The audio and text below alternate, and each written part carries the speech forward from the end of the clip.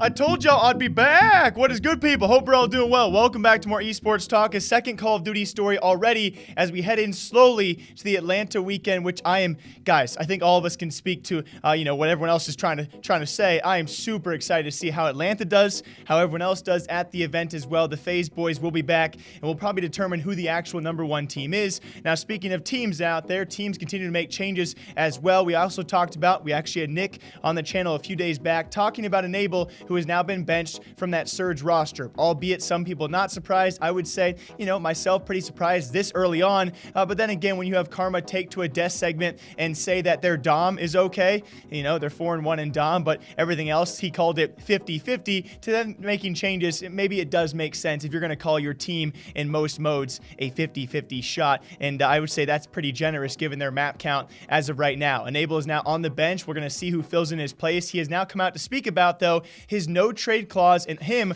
already having future options for this same Call of Duty League season with other teams out there, which I am super excited, of course, when you see him compared to last year. Now, this year, it's a weird thing to see. He himself admits, he devoted his time to other things that were not the game, and this definitely kind of lit a fire underneath him to come back and to really give his full effort. He already has future options. He does have this no trade clause, which means if a team comes to him or comes to Seattle Surge, they cannot trade him without his approval. So he will only play for a team that he wants to play for, but here are his words on that. Yeah, like I said, man, this was kind of a wake-up call, to be honest, me getting benched. And even though it sucks because, I want to compete, not competing is going to kill me inside, but I did kind of get off track for a little bit.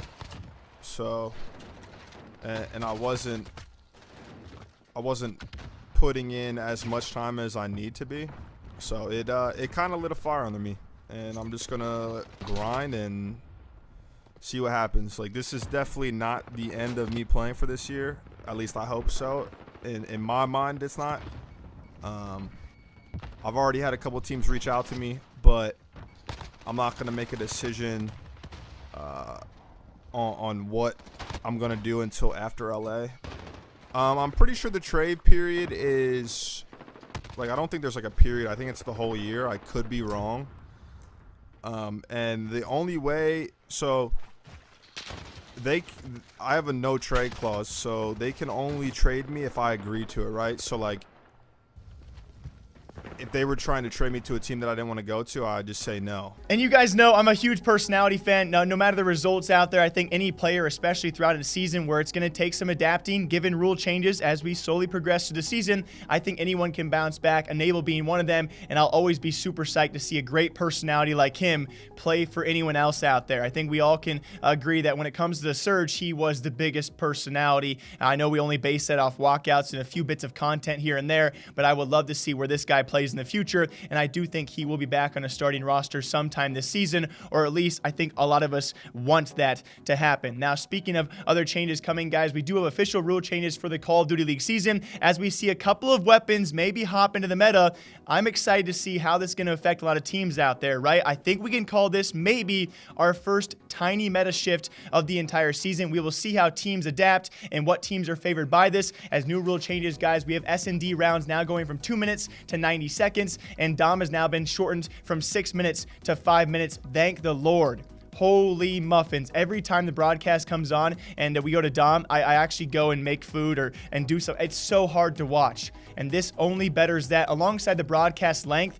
You guys know with our last at CDL London, a lot of teams were rushed out of the venue because it was pushed to the brink. People like Merc and Maven and Ben and all the others on the broadcast, they actually were forced to work, 12, 14-hour shifts because it's just crunch, hype battles, all these maps. I love this change because it also goes back to the old rule set. I found it very funny, though, how fast COD League responded. Now, I will say it's not only the Hardpoints guys, but they definitely, I think, had a say in this. Of course, a lot of pro players probably wanted this on top of that, but the COD League has now responded just a couple days after our last Hardpoints episode where Merc, Maven, Crowder, and the gang of TP all said to go back to this rule change, and within 24, 48 hours, COD League listened. But here's what they had to say on Hardpoints. Like a BO7 final? Thoughts on that? Disagree? Agree?